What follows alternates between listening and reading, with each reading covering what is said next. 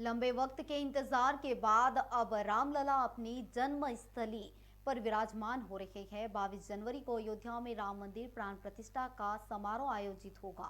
राम मंदिर प्राण प्रतिष्ठा को लेकर देश भर में उत्साह। 22 जनवरी के कार्यक्रम को लेकर हमारी संवाददाता ने उज्जैन में राम भक्तों से बात की। सुनिए 22 जनवरी को राम मंदिर प्राण प्रतिष्ठा को लेकर भक्तों में किस कदर उत्साह है। जैसा कि आप जानते हैं कि अयोध्या में 22 जनवरी को रामलला विराजमान होने वाले हैं, तो इस बात पे आपको क्या कहना है? अच्छा है, होना चाहिए था।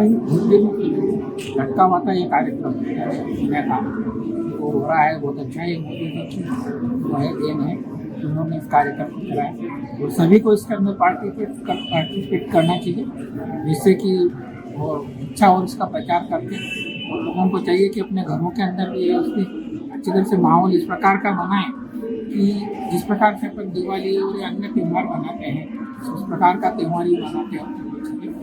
और घर घर पे रोशनी और दिया लगाना ये जरूरी है। कम से कम नहीं तो 51 दिए लगा। आपको क्या कहना है इस विषय में कि अयोध्या में प्रभु श्री राम विराजमान होने वाले हैं? बहुत बढ़िया बात है। 500 वर्षों की कठिन तपस्या के और भक्तों के प्रयास से जो है भगवान राम का जो है वहाँ पर प्रतिष्ठा हो रही, प्राण प्रतिष्ठा हो रही है। बहुत खुशी की बात है। हिंदू धर्म के लिए जो है ये एक बड़ा उत्साह का समय है और सभी लोग जो है इसके अंदर बड़े उत्साहित हैं। भगवान करे ईश्वर की कृपा से जो है ये सब कार्य हो रहा है। सबको बहुत बहुत बधाई। आपका नाम? मेरा नाम सुरेश पाल। जैसे कि आप जानते हैं अयोध्या में 22 जनवरी को प्रभु राम विराजमान होने वाले हैं, तो इस पर आपका क्या कहना है? देखिए, राम तो हमारे कण कण में है, राम हमारे हृदय में है। शास्त्र में बोला जाता है कि जिस जगह जिस स्थान पे भक्ति है, जहाँ पर भक्त है, वहाँ पे भगवान का भी निवास है। हम देखेंगे करोड़ों करोड़ों साल पहले की मंदिर है, लेकिन वहाँ पे भक्त नहीं है, इसलिए आज वहाँ पे भगवान भी नहीं है। लेकिन अभी भगवान स्वयं प्रकट हुए। ये प्रयास जो है ये भक्तों के थ्रू भगवान करवा रहे हैं, है ना। ये एक प्रक्रिया है, ये शास्त्रों के वर्णन के अनुसार। और ये जैसे अभी हमारे सरकार और मोदी जी का एक विशेष प्रयास एक्चुअली क्या है, जो बोला जाता है राम राज्य बोलते हैं ना, राम राज्य का मतलब ये है कि अगर हम भगवान के प्रति हमारा क्या बोलते हैं उसको खिंचाव नहीं रखेंगे तो हम किसी मटेरियल चीज़ों पे खिंचाव रखेंगे, ऐसा हिसाब है। तो आपका कहना है कि इससे राम राज्य आएगा, रामलला के विराजमान होने से राम राज्य आएगा? वो प्रयास खाली शुरू हुआ। जब देखिए, जब हर एक नागरिक जब सजाग बनता है तभी राष्ट्र अच्छा बनता है। ये एक अथक प्रयास है और उस प्रयास को सफल करने का दायित्व तो हमारा है। अगर हम खुद से ऑक्सीजन मास्क नहीं पहनेंगे तो दूसरे आके हमें नहीं पहना सकते। अगर हम स्वस्थ हैं और हम ऑक्सीजन मास्क पहनने के लायक, इसीलिए फ्लाइट में बात बोला जाता है, अगर फ्लाइट में चलते हैं first wear your oxygen mask. आप पहले ऑक्सीजन मास्क खुद पहनो, उसके बाद दूसरे को। आप शास्त्र के हिसाब से अगर आप देखेंगे, आपोनी आचुरिया प्रभु जीवे ऋषि, यानी इसका अर्थ ये है कि भगवान स्वयं आचरण करके ये जगत में, जैसे कलयुग में श्री चैतन्य महाप्रभु जो कृष्ण के रूप में धराधाम पे आए, राम का ये रूप वो धराधाम पे आके हमें ये हरि नाम जो हरे कृष्ण महामंत्र, हरे कृष्ण कृष्ण कृष्ण हरे हरे, हरे राम राम राम, ये हमें देखे गए। ताकि देखिए, अभी हम डिजिटल युग में हैं, जो भी मुझे अभी सुन पा रहे हैं, आप हाईएस्ट कितना सेकंड आप मुझे सुन पाएंगे, लेकिन अगर आप ये हरिनाम कर पाते, सर्व अवस्था में ये हरिनाम कर सकते हैं। हमारे पास इतना यज्ञ करने का विधि या फिर वो भी नहीं है कि हम कर पाएंगे, लेकिन वो कलयुग में हमारे हरिनाम के थ्रू बहुत सुलभ हो गया।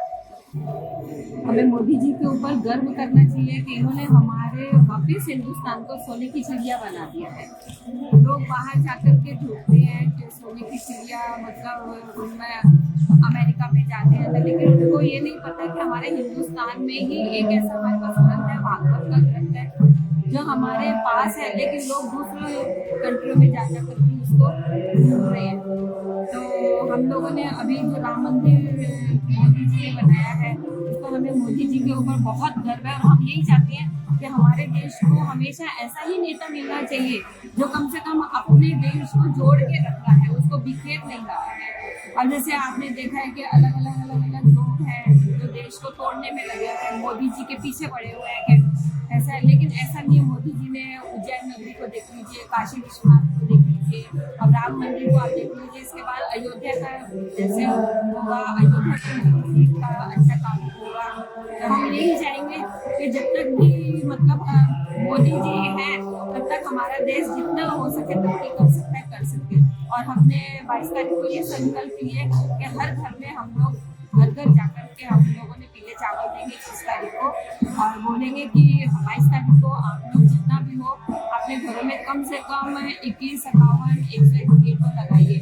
और जिस तरह से दिवाली मनाई जाती है अपने घरों में लाइटिंग करिए, अपने घरों में दिए लगाइए। और इस्कॉन की तरफ से भी हम लोग यहाँ पर 1100 दिए जलाएंगे और पूरा दिन हमारा सुबह 4, 4:30 बजे से लेकर रात के 12 बजे तक यहाँ पर प्रोग्राम रहेगा। हम सब कीर्तन करेंगे, लोगों को जाकर के बताएंगे कि हमें राम के प्रति किस तरह से जागरूक होना है। और इससे हमें ये भी प्रेरणा मिलती है कि जिस तरह रामचंद्र जी ने अपने माता पिता के कहने पर, एक बारी कहने पर अपना राज्य छोड़ दिया था, जिससे आजकल की जनरेशन को ये भी शिक्षा मिलेगी कि हमारे जो रामचंद्र जी ने जब इस तरह से राज्य मतलब अपना राजपाट सब छोड़ दिया था, तो नई जनरेशन को भी इससे हरे कृष्ण जैसे। आपका ये कहना है मतलब कि भारत जोड़ना मतलब हिंदुओं को जोड़ना। हाँ, भारत जोड़ना मतलब हिंदुओं को जोड़ना, एक साथ हिंदुओं को बांध करके रखना। जैसा कि आप जानते हैं कि अयोध्या में 22 तारीख को प्रभु राम विराजमान होने वाले हैं, तो इस पर आपका क्या कहना है? मैं इस विषय में सिर्फ इतना ही कह सकती हूँ कि बहुत ही खासा उल्लास का समय है। हम प्रत्येक हिंदू को, भले वो किस कैसा भी हो, छोटा बड़ा, अमीर गरीब पैसा ऊपर, ये हर हिंदू के लिए ये बहुत बड़ी खुशी है और हम सबको मिलकर के इस खुशी में सम्मिलित होना चाहिए, चाहे वो किसी भी पार्टी से जुड़ा हुआ हो। आजकल ये जैसा कि देख रहे हैं नेता, विपक्ष के नेता इस विषय में विरोधाभास की भाषा को यूज कर रहे हैं, तो हम चाहते हैं आप किसी भी पार्टी से जुड़ा हुआ कोई भी व्यक्ति हो, लेकिन ये हर हिंदू के लिए एक बहुत गर्व की बात है कि 500 साल बाद हमारे भगवान राम आए हैं। अयोध्या से तो वो 14 वर्ष में ही वापस आ गए थे, लेकिन अयोध्या की भूमि में आते आते हम सब कलयुग आते आते उनको 500 वर्ष लग गए हैं। तो हम चाहते हैं इस विषय में सभी लोग बहुत प्रसन्नता पूर्वक दीपावली का उत्सव मनाएं और हमारे लिए तो ये बहुत ही सम्मान प्रसन्नता की बात है क्योंकि हम इस परिवार से हमारे बाबा के द्वारा अयोध्या जी में हरा। जैसा कि आप जानते हैं कि अयोध्या में 22 जनवरी को रामलला विराजमान होने वाले हैं, इस पर आप कितने उत्साहित हैं? ये अखंड आनंद का अवसर, अखंड आनंद है, इसकी खुशी की आनंद का हम परमात्मा ने अवतार लेकर है और यहाँ तो भारत की भूमि है, भगवान की खुशी का परमात्मा ने अपना जीवन पक्षी लोग को अवतार लेकर मर्यादित जीवन जीते हुए त्याग और पुरुषार्थ करके हमें वही त्याग और पुरुषार्थ हमको उनसे प्रेरणा लेकर तो खुशी की अवसर है कि इसे राम मंदिर हमारे संत महात्मा ने अथक प्रयत्न करते हुए जो कार्य किया है बहुत सारी अत्यंत खुशी है। जैसा कि आप जानते हैं अयोध्या में विराजमान होने वाले हैं, इस पर आप कितना उत्साहित हैं? प्रभु की ये जो मूर्ति या कहना चाहिए विग्रह स्थापित होने वाले हैं, इसके लिए हमारा हिंदुओं का 452 साल का इतिहास है। ये अनेकों हिंदुओं ने उसमें त्याग किया है, सिखों ने त्याग किया है, नागा साधुओं ने त्याग किया है, खूब लड़ाइयाँ लड़ी और ये हमारे वैभव का भी प्रतीक है, हमारी आस्था का प्रतीक है, हमारे स्वप्न है कि हमारे प्रभु राम एक हमारे देश में अगर नहीं रह पाएंगे तो दुनिया की किसी में रहेंगे। इसलिए प्रभु राम की अयोध्या में जो स्थापना हो रही है ये हम सबके लिए बहुत गौरव का विषय है और हम सब अति उत्साहित हैं। हमारे परिवार में जो सबसे बड़ी खुशी होती है उससे भी बड़ी खुशी है अयोध्या के राम मंदिर की स्थापना करने की। चलिए, आप जानते हैं कि 22 जनवरी को अयोध्या में प्रभु श्री राम विराजमान होने वाले हैं, उस पर आपका क्या कहना है? होना चाहिए।